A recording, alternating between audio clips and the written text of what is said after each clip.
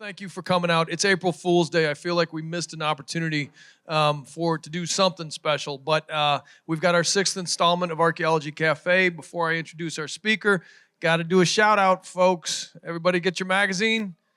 Yes. Kathleen Bader, our wonderful graphic designer, is sitting back there trying to hide from me, but there she is. She is the brand. Give her a big hand for doing this. Kate Sarther, who is also the brand with this magazine, couldn't make it tonight because she's schlepping her kid around, and family always comes first. But in this instance, actually, family didn't come first because Brandi left her 2-year-old back in Oklahoma. So she has got a big old smile on her face and is ready to impress us with all of her knowledge about dogs. Brandi went to undergraduate at Augustana University, not Augustana College, Augustana University in Sioux Falls, South Dakota, then did a master's at the University of Exeter where they taught her lots of big words, and then she came back here to the University of Arizona to do her PhD. She now works at the University of Oklahoma, which many of us Arizona alums call the University of Arizona of the Southern Plains. There are 7, folks, count them, 7 PhDs, all of them PhDs, that are working at the University of Oklahoma in Norman, Oklahoma. I don't know what's going on. Somebody's getting kickbacks. Somebody's getting paid off for this, but there's 7 PhDs in that department, and we're slowly taking over at least that part of the world. One little thing that you probably will not know about Brandi, Dr. Bethke, from this talk is that her first dog, Weldon, and her dad are soulmates. So Weldon actually lives with her dog. There's a soulmate right over there. Anyway, folks, Dr. Brandi Bethke is going to share with us her knowledge about dogs. She is a zooarchaeologist. She doesn't really study dogs that much. Did a dissertation on horses, at least 4 legs, right? I don't know. But anyway, she's going to give us a really cool overview on dogs, archaeology, and her insights on all of this. So please give a warm Archaeology Southwest welcome to Dr. Brandi Bethke.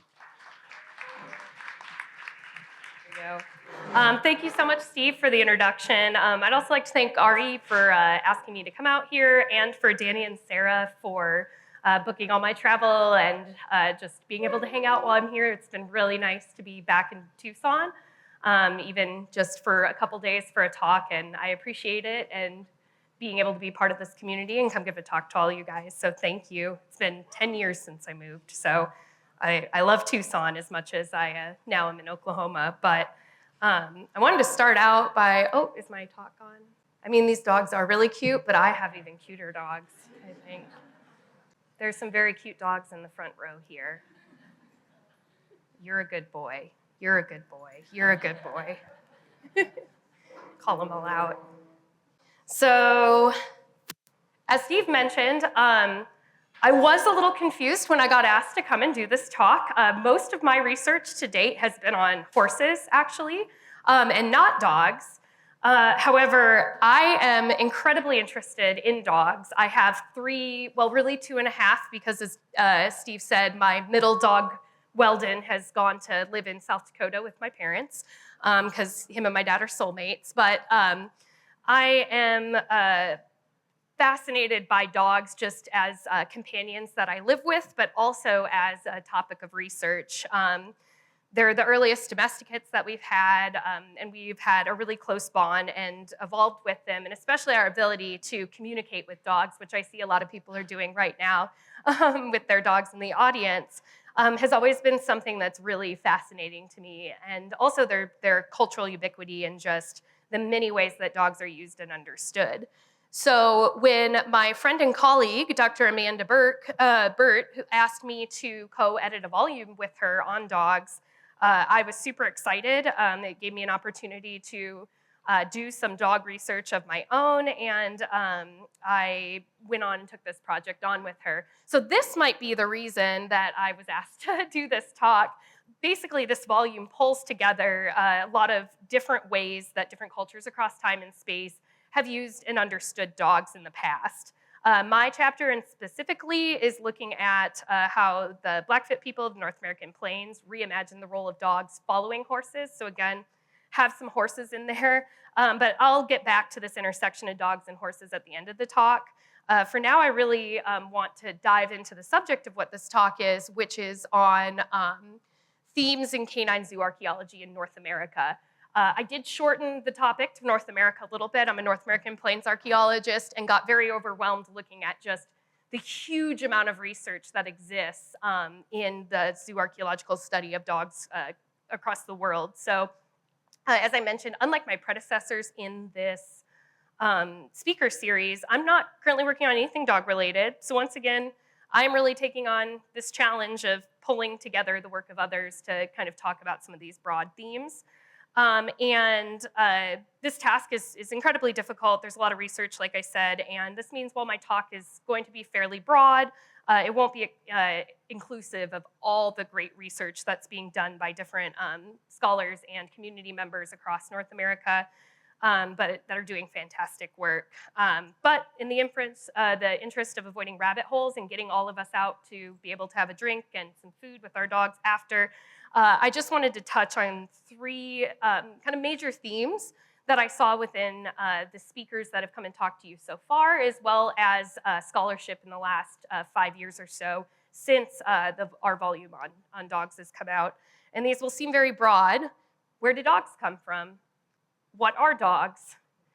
What can dogs tell us about us? But as we start going through these questions, we will learn how some of them are maybe a little bit more complicated and interesting to talk about than what they seem on the surface. So I'm not going to go too into initial domestication of dogs. Again, we're trying to stay on North America here, but earliest known dog remains so far that have been documented go back about 15,000 years in Germany. However, there's been a lot of, even in the last year or two, genetic research and also indirect archaeological evidence that now suggests dogs could have been domesticated as early as 20,000, possibly even earlier than that years ago. And similarly, we don't know right now the exact location of where this domestication happened, but current theories place domestication in several regions, such as Siberia, Europe, and Central Asia. But interestingly, in the last, again, 5 years since this volume was written, there's been a lot of advances in ancient DNA study that shows when and how dogs made it to North America, coming in through Beringia, the area up here, so domesticated here, and then coming back down through here. And while we know that dogs accompanied these groups at least 10,000 years ago, they also were able to help humans adapt to their environment and make it easier to make these journeys across these landscapes that were sometimes very difficult to cross and new to them. And we get this 10,000 date from the site right here, Coster in Illinois, where we have the earliest, as of I'm talking right now, I feel like this changes very rapidly, evidence of oldest confirmed dog remains in North America. So as you can see here, these dogs were from Coster and Sitwell sites. They both dated to about 10,000 years ago. They were medium-sized and did display some morphological variation, so they weren't the exact same looking dog. And stable isotope analysis showed that they were probably being provisioned by humans. They were eating a diet consisting with terrestrial and marine diets that was similar to what humans were eating. Almost more importantly, they were carefully buried. And which can show that they held some kind of special status or were cared for within these cultures. So that's how they got here, but how do we know this? How do we identify dogs in the archaeological record? And again, this seems a little straightforward. Obviously, you just put down a tape and can measure it. This is my dog Barley, who is my little field assistant. But it's really not a straightforward question, and I think this has come up a couple times with others in this series who have talked about how, their work with archaeological dogs. So often identifying dogs in the archaeological record requires multiple lines of data, not just to identify where and what a canid is in the ground, but also to interpret those findings. So how do we, the people that we're studying, understand and identify dog? What is a dog to those people? And those are two questions that we've been working on quite a bit, especially in the last few years, but kind of drives a lot of dog research since its inception. Both the process of domestication as well as intentional breeding for desired traits have made dogs physically different from other canids in some key ways. Domesticated dogs tend to have smaller skulls, shorter snouts, and reduced teeth compared to wolves. And in an extreme example, you can see here on this pug. I'm sorry, I have pugs. I did this to them, but or we as humans did, compared to a wolf skull. So if you were to find something like this in the archaeological record, or even not quite that extreme, it might be easier to identify as a dog. However, distinguishing dogs from wolves or even coyotes can be difficult in regions where wolf-like traits or hybridization between wolves and coyotes was highly desired. So for example, we do have examples all over the country of indigenous groups selecting for certain traits that they needed for their dogs to do certain jobs, or traits that they desired. You talked about the Salish woolly dogs with Aubrey Lynn. On the plains, wolf dogs, larger dogs are a lot of times favored for traction and pulling travois, and that's something that is difficult, can make them more difficult to identify, so just by looking at them. So some traditional ways that zooarchaeologists have gone through and tried to differentiate between dogs and other canids is traditional morphometrics, so taking various measurements and comparing those to known measurements. In some instances, that can be difficult just because size and shape can vary a lot, and just a one-to-one comparison sometimes conflates these shape and size differences. So using more advanced traits like geometric morphometrics can improve the accuracy of these measurements, so introducing standardized and statistical analysis. And additionally, 3D modeling and computer analysis, especially big data models, are starting to be applied to some of these geometric morphometrics to look at size and shape variation, and are improving our ability to distinguish between dogs and other canids. However, despite these advancements, there's still really no single universally accepted method. What might work in one region of the country doesn't work as well in others, and vice versa, or even at the same site. You might not have those, the skull or those elements that are useful for identifying that. So it's still definitely a challenge.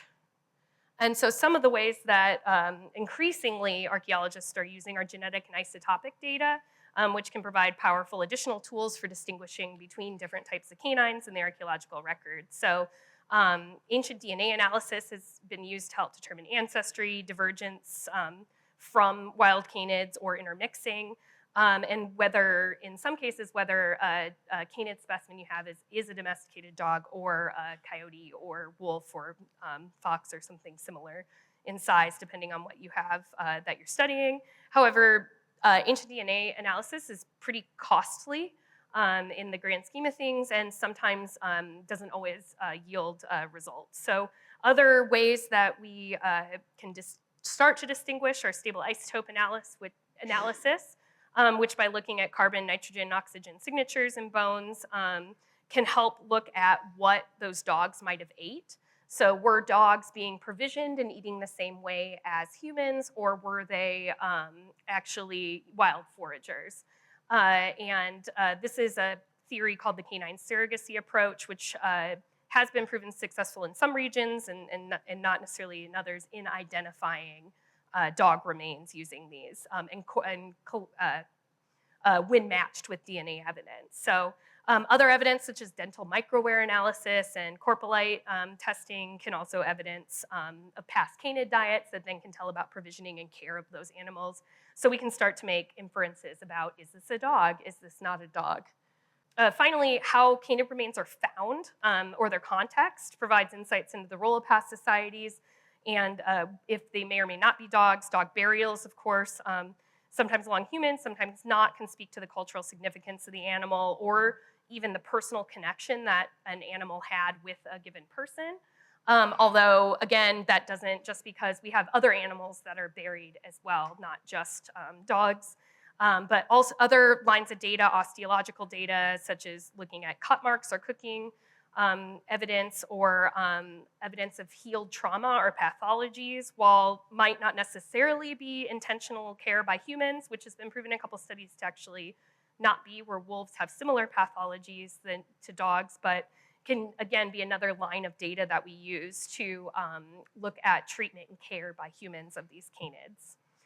Finally, associated artifacts such as sled I have here, or harnesses, travois, collars, or materials made out of dogs. Yes? In this specific example, it's a deliberate burial.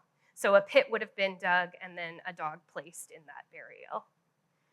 But there are also cases where you would have a large trash pit, like at a village site, and portions of the dog or all of it would be placed. So that might, the differences in those two, depending on what the culture is and your other evidence, might also be able to distinguish, is this a dog, is this a different type of canid that was hunted or used? So thank you for your question.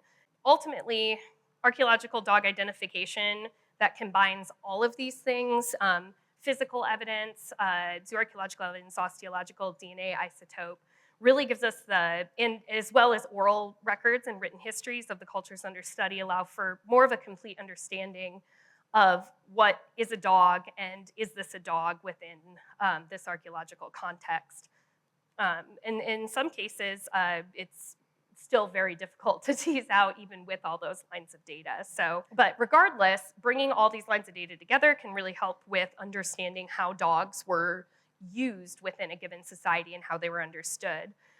So dogs have been described as non-human social actors in the past, animals that take on multiple roles within human societies. Many of the previous speakers, and I'm pretty sure any publication you read on dogs will probably start out with some sort of variation of a sentence that dogs played lots of roles within different cultures. They were workers, they were used for raw material, food, companions, had symbolic or spiritual figures. This is kind of the common theme with dogs, is they could be a lot of different things. However, dogs rarely held just one of those jobs or places within society. And I really liked the concept that Matthew Hill brought up in his talk a few months ago, where he referenced dogs as boundary crossers. So beings that move between social, cultural, and ecological spaces that reinforce and challenge human boundaries. I love this way of thinking about them because dogs really don't fit neatly into one category a lot of times. And I think as you read more about dogs and see that that's something that is both challenging from a interpreting data and understanding level, but also really exciting because you can really see the social nature of dogs and how we interact with them and how that can change not just from the dog to dog, but even across one dog's lifetime. Dogs can move fluidly between these places within a culture. They can be domestic, they can be seen as wild, which I know R.E. Berylio brings up in his talk about coyotes, that sometimes they are seen as pests, sometimes they're seen as pets, and sometimes they're seen as both equally, and that makes sense within that worldview. But they also can function between functional utilitarian animals and ritual animals, as helpers and as enemies, as natural beings and beings of culture, as social animals that are part of a society, as companions to us or to our foes. So, sorry, it's cute. He's trying to talk to you right now, see? And this complexity really shapes how past societies understood them, but also how we interpret them archaeologically. And as boundary crossers, their lives are really deeply entwined with our own, perhaps more so than a lot of other animals under study. And so because of that, their close association with humans and the multiple roles that they play within human society makes the study of dogs a really excellent proxy for studying human behavior. So I just kind of threw up here a lot of different themes that I saw within the talks these couple of months, but also within recent literature on dogs, and all the ways that studying dogs can tell us about ourselves and past societies. I will not be going through this whole list because we would, again, be here all night, but I think it just speaks to, I wanted to throw a lot of these up because it really speaks to this idea of these dogs as boundary crossers, as things, as individuals that can play many different roles within a group. And because of that, many different ways that we can use them to understand human behavior. However, most of my own research deals with the impacts of settler colonialism on indigenous communities within North America. So this is one theme that I was kind of interested in maybe exploring a little bit more in terms of dogs. Typically, when we're thinking of what European settlers bring to the Americas, one of the first animals that comes to mind is horses. And a lot of people that study settler colonialism and our zooarchaeologists look at horses, look at cattle, look at livestock. But as several of the speakers talked about, they also brought dogs with them. And, these dogs had profound effects on not only indigenous people, but also their actual dogs. And one of the kind of classic conversations you see with the introduction of Europeans into North America, the colonization, is introduction of horses completely changes how indigenous people used and understood dogs. And I think that's a really interesting concept since they aren't the same animal and they are different, but they do play a lot of different roles. And by kind of framing dogs as non-human colonists and looking at this question from a dog perspective instead of from the perspective of colonizers that are coming into this new land and their horses coming in and their livestock and other things, but actually looking at the similarities between them. What can we start to understand about the impacts of some of these in terms of how indigenous communities used and their dogs post-contact? So starting with Columbus's second voyage in 1493, European dogs were brought to the Americas by all the colonial empires that came, the Spanish, the British, which we heard about in another talk, and the French later on, as well as other groups that were coming in at later times. And they had many roles: camp guards, hunting aids, companions, a lot of the same things that indigenous people were using dogs for. But dogs were also used as weapons against indigenous people. And after their arrival, dogs became a part of these vast colonial ecologies where humans and animal relationships both shaped these new realities, but also were shaped by this cultural change. So these dogs were coming in and they were the colonizing population. As such, they had effects on indigenous dogs directly, such as the effects of disease killing native dogs, interbreeding, starting to breed them out. And actually, recent DNA study shows that Native American lineages nearly vanished after European arrival, and only minimum genetic traces still exist within modern dog populations of those original indigenous dogs. But there was also the deliberate part on European colonists to try to get rid of those indigenous dogs as well, through eradication and interbreeding. So it's complicated because the dogs are something that are affected and are affected by these colonial strategies. In addition to impacting their biology, so actually wiping them out, North American dog populations, the effects of this in European colonizers profoundly impacted the ways that indigenous people understood and were interacting with and honoring dogs. And again, I'm going back to this idea of dogs versus horses and why, why this might occur, and kind of the one of the biggest uses of dogs and one of the critical roles they played pre-contact was not only in the initial migration of people across to the Americas, but also movement and trade across the continent. So helping dogs through either packs or sleds, or we have an example of a travois over here to be able to carry those large loads, that they were able to connect and actually sustain vast trade networks that existed prior to European contact. And so we have lots of evidence that this pre-contact, but afterwards, horses start to be used in this way. And does that mean that dogs went away and they weren't being used, which is sometimes how the story is framed.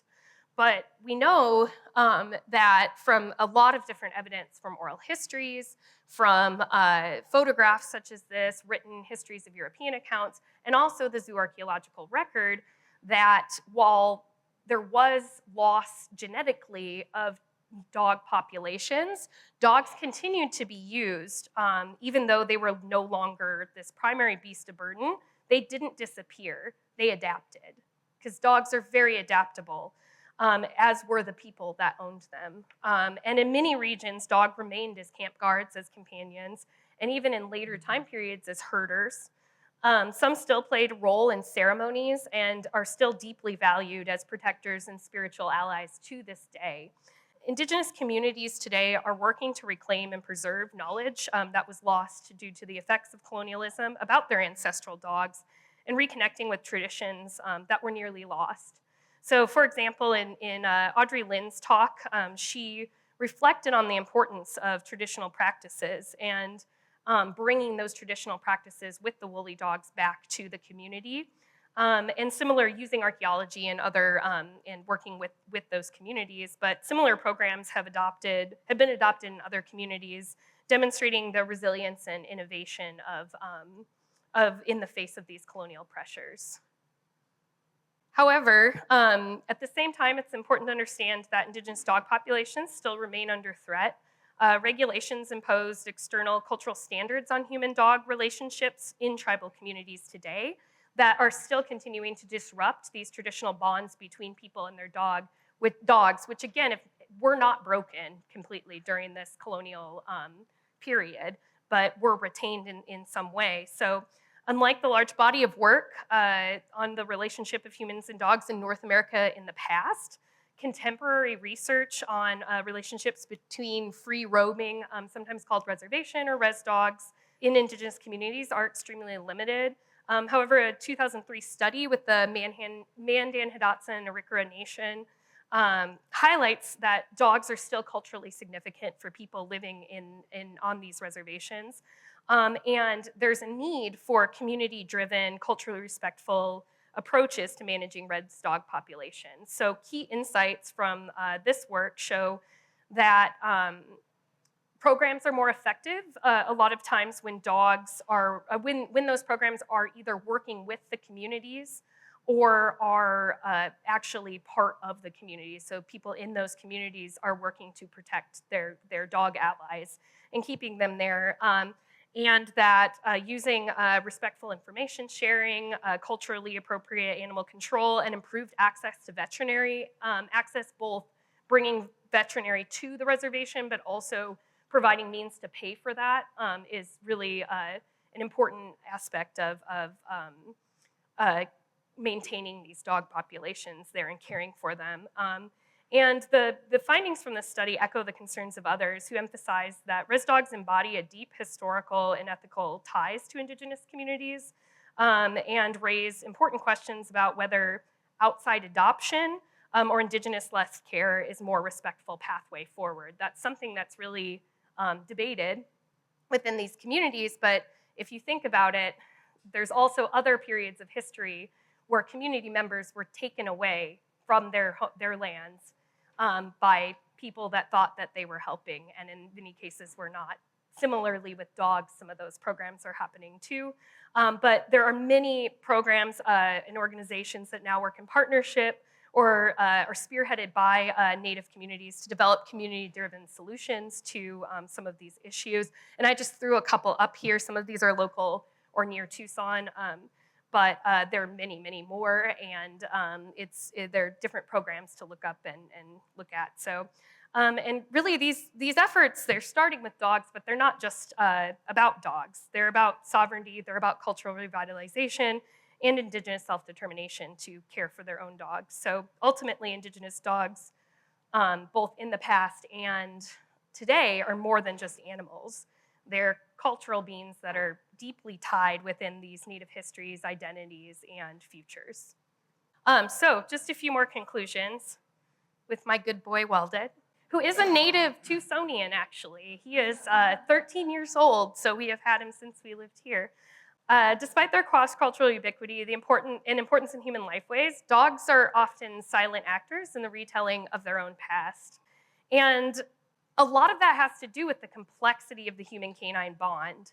It's never simple, it's never one answer, so understanding how these human-canine relationships are influenced by cultural factors, by history, by what their human caregiver needs and desires, and the needs and desires of that dog, it's multifaceted and a challenging endeavor to start to tease out what was actually going on between dogs and their people in the past.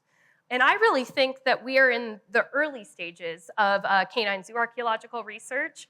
This, I just, like I said, was catching up on literature and going through, and there has been so much work done in the recent past on specifically dogs in zooarchaeology, both methodological, case studies, and theoretical works. But I said at the start of this that we're only scratching the surface, and really we are with what I'm talking about, but even at the same time, there's still a lot to do, and a lot of these questions are still unanswered. So I'm really excited to see what future directions this research goes by hopefully some of the speakers that were there before. I would also be interested in following some of these pathways, but I'm excited in terms of the methodological techniques, just the improvements in DNA analysis and isotope analysis and some of those techniques that the 3D modeling have become cheaper, more accessible, and better.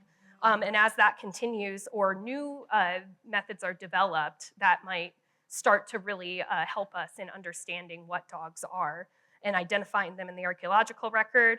I'm also excited to see where this research will go next in terms of pushing the boundaries of interpretation of these results, and what questions archaeologists will start to ask about dogs. And to do that, interdisciplinary approaches are key. Almost all the studies that I have cited up here are studies that use multiple lines of data, and not just, and our speakers as well in this series. And really, this is essential for capturing the complexity of the roles that dogs play in the past. And to study dogs effectively, we really need to be taking into account oral history and cultural knowledge, historical accounts, as well as scientific and material data for that interpretation. I'm also really interested to see where insights in cognitive science, ethology, and anthrozoology will take us to understand really how dogs evolved as social actors. Studies by researchers at the Arizona Canine Cognition Center are really fascinating and really just expanding our knowledge on the sociobiological dimension of dogs and what dogs are and what they can do in terms of communicating with their human counterparts is really interesting to be a really neat line of data to follow. So overall, archaeologists are really well suited to be studying this relationship of human-dog relationships in the past. We can contribute to heritage preservation, strengthen repatriation claims, and support indigenous communities in shaping their own futures by studying dogs within these culturally appropriate frameworks. So by continuing to apply innovative methodologies and theoretical frameworks, we can deepen our knowledge of the past, of evolving relationships between humans and dogs, both in the past and present. Thank you. Thank you so much, Brandi. I will bring around the mic for those that have questions. So if you have a question, please raise your hand and I'll bring you the mic. Yeah, we worked in the Andes with the Aymara Nation, and of course they adorn their llamas and alpacas. Mm-hmm. And have you encountered people adorning their animals among the First Nations indigenous communities? Adoring them? Adorning, decorating. They have their own, each animal has its own song, its music. Yeah, so the question was asked if indigenous communities in North America adorn their dogs, so have different like not just utilitarian, but more spiritual adornment. So there is some evidence of that. There is some evidence of dog painting, dog songs definitely are very common.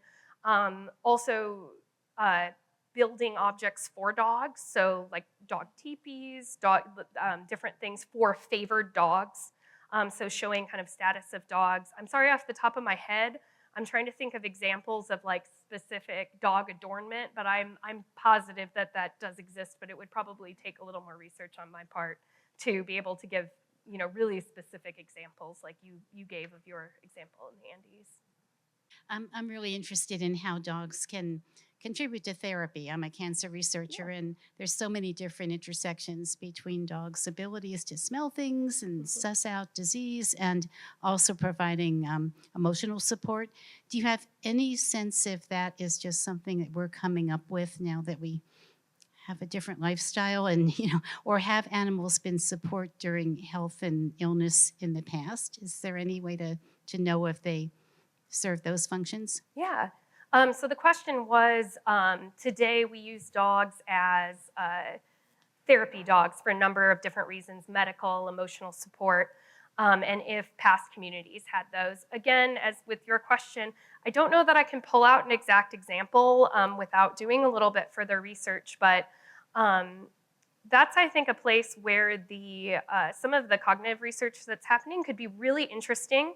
And understanding that within a lens of things like stories about dog helpers that are in the past. So why was this dog especially significant to this situation, and how was it helping someone? So in terms of dogs as helpers, there's lots of accounts of dogs, sussing out spirits or sussing out bad omens, or being a bad omen in its own right. So some of those could be a one-to-one. However, it's always important to understand that how animals are used and understood do vary quite a bit cross-culturally. So even if how we're interpreting those helpers is one way, it might not be used in exactly the same way as they were in the past. And just a little shout out, I don't know that I can go back. My dog Maisel here is a therapy dog. So she works on campus and goes to de-stress students. So I think dogs are amazing and can do a lot of work, and I don't see why some of those skills that they have, if that was something valued by those communities and they were trained to do, wouldn't have been possible. I just don't know in what way. That'd be a really neat line of research, though.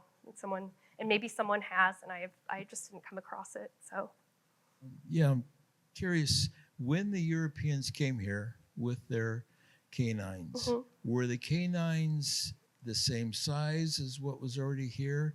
Were they larger? If they were larger, I guess that would help with the utilitarian side of using a canine, or was there any significant difference?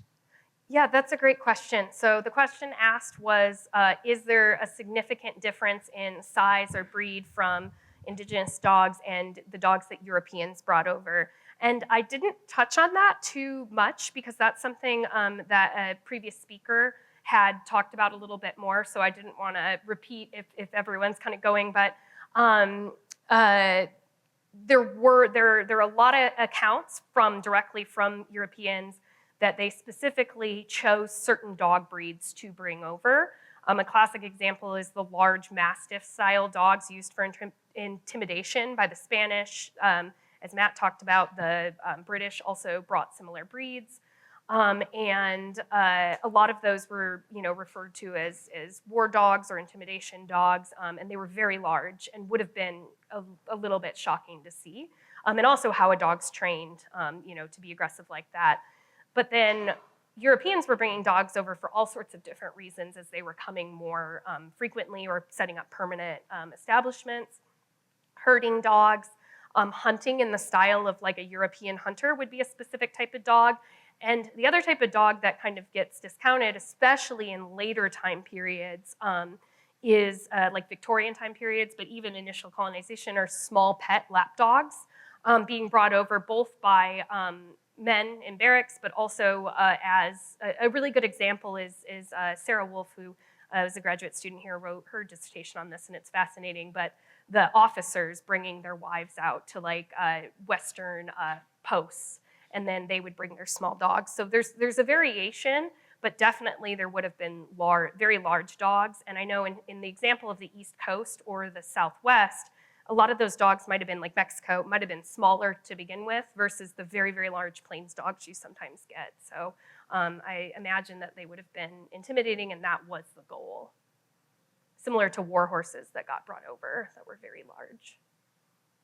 Yeah, I'm curious. We can see the interplay of dogs and people now, and there's a lot of research, as we know, of course, on that, and how the different breeds, the multitude of breeds that we have, and so on. So we have that. So if we had nothing on what dogs were in the past, how does studying dogs in the past benefit knowing what dogs are doing now if we have everything that we have now, the knowledge of what they do now and what they're bred for and so on? How does, looking at the past going to change anything or benefit anything going forward? Or is it just for historical purposes? Yeah, that's a really good question. So the question was, how does studying dogs in the past benefit contemporary communities? So the one thing to remember specifically with the example that I was giving with this is that unfortunately a lot of knowledge was lost in terms of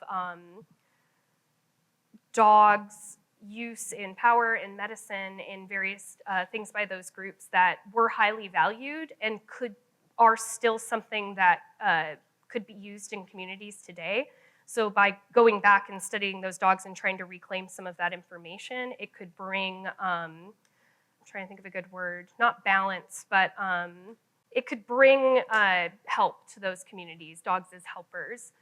In terms of our community, like us, like that aren't part of that, there are also a number of things that studying in dogs in the past can help us in terms of like zoonotic diseases with dogs that they get, then how those spread and what effect those had on populations that we don't have necessarily in a written record, but that with doing modern DNA analysis, so there's like a certain dog cancer that continues into the past that we learned about through that can then inform treatments in the future.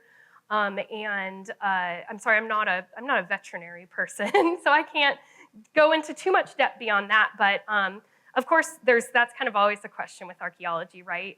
Who does this benefit? And I think that that's also an opportunity to talk to various communities, and not just indigenous communities, but lots of different constituents and communities on what are things that they have questions on that they could see revitalizing some of those dog practices would bring to lives today in those communities, and developing projects from that. But we are, just being able to understand like what is a dog and where it came from a biological standpoint has a lot of implications too for understanding human migration and human diseases as well.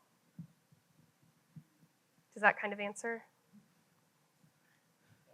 Okay, we can talk after. Thank you so much. I really want to send our gratitude to Brandi, Dr. Bethke, and all of you here tonight.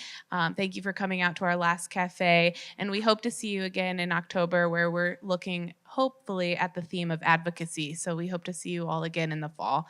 And thank you so much for all being here. Have a great night. Thank you.